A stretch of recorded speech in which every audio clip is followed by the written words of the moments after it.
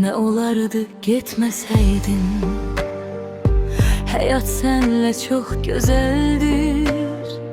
Senden çok şey gözlemezdim.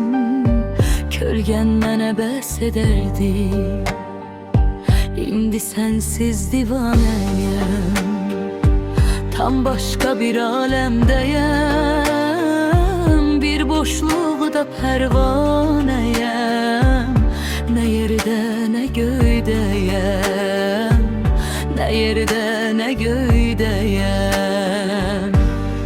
Dönmelisən əzizim, sensiz yaşamaram güzelim. Dönmelisən sevgilim, əzizim.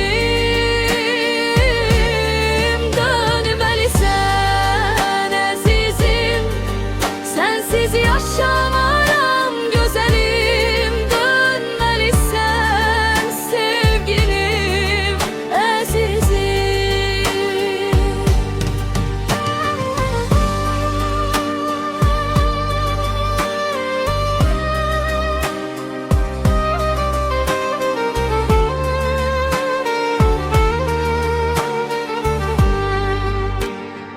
Seni gülüm çok sevmişem.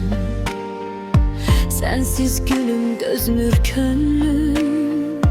Kurban olsun canım sene. Yeter ki sen üzme beni. Sensiz gülüm keçmir günüm.